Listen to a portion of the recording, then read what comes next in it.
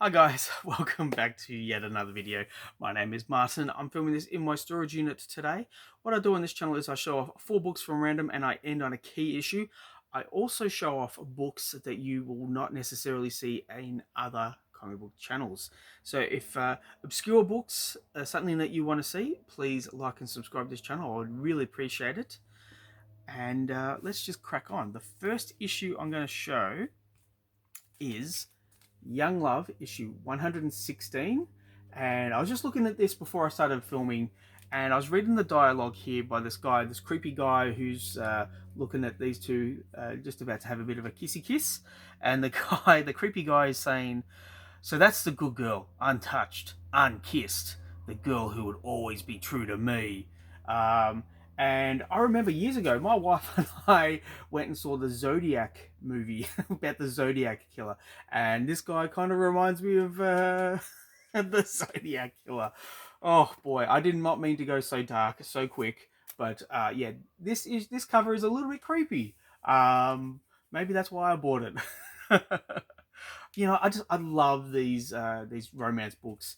They are so wrong, and just like unnecessarily wrong. But they're such a bloody good read. Another read that I really enjoy is horror anthology books, and we have issue 52 of The Witching Hour.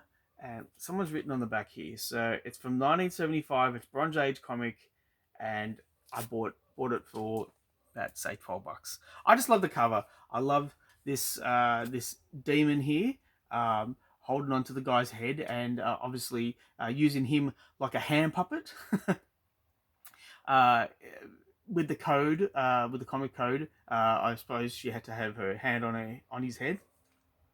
But without the code, I don't know where her hand would be.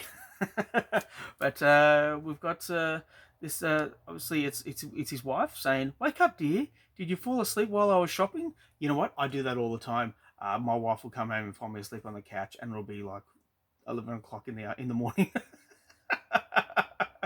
uh, Now, I also just noticed, also, by the thing that you hear, this is a Nick Cardy cover, so no wonder I was attracted to it.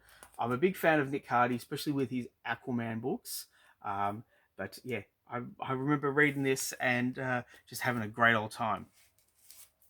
Now, oh, okay, sorry. The key issue was back there. I picked it up and it just wasn't there. Okay, so the next issue I'm going to show off, it's a random issue of X Factor.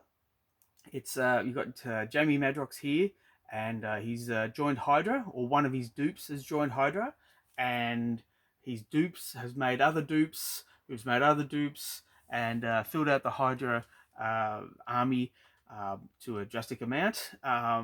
Yeah, just an interesting concept, and I only have a few issues of X Factor yet to get to my collection, and then I have the entire run. But I remember I bought a huge bunch of the Peter David volume from like the 2000s, and they are up there or up there. They are somewhere, and I actually haven't read them yet.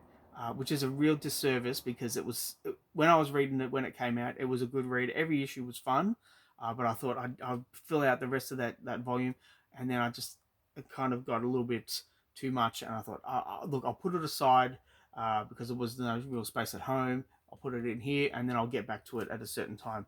But will I ever get back to it? I hope I do, but who knows? Now, the last issue that I'm going to show in this video, the key issue from last video, well, the last video I just filmed was Fantastic Four issue 600, and the key issue for this video is issue 600 of Wonder Woman.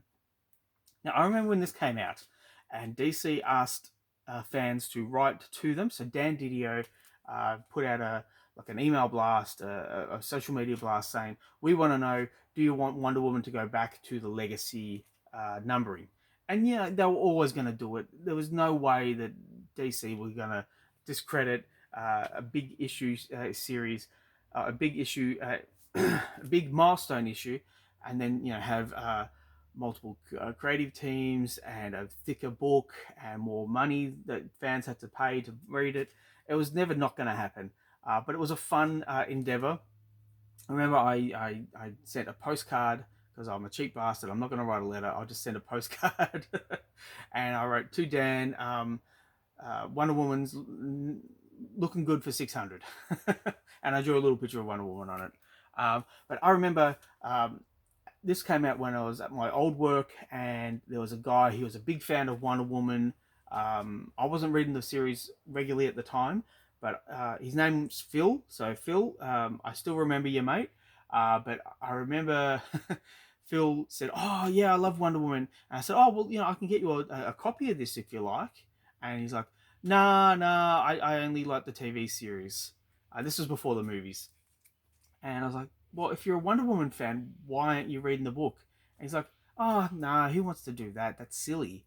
And I think that's kind of endemic with casual fans, and especially movie fans. They love the movies. Um, they watch the cartoons and the TV shows to a certain point, but to actually read the books, it's a step that for some reason they're not willing to take. And for me, I don't understand. If you like the movies, which I do like the Wonder Woman movies. Um, if you like the movies, why aren't you reading the book? Is it cost? Is it convenience? Is it stigma? What is it that holds you back from enjoying this other media, or medium rather? But yeah, if you want to expand on that, please put down in the comments down below what you think. Please like and subscribe if you wish, or I'd really appreciate it. I've got one more video to film, and it's got a bit of a fun key issue at the end, so hope you stick around for that. Bye guys.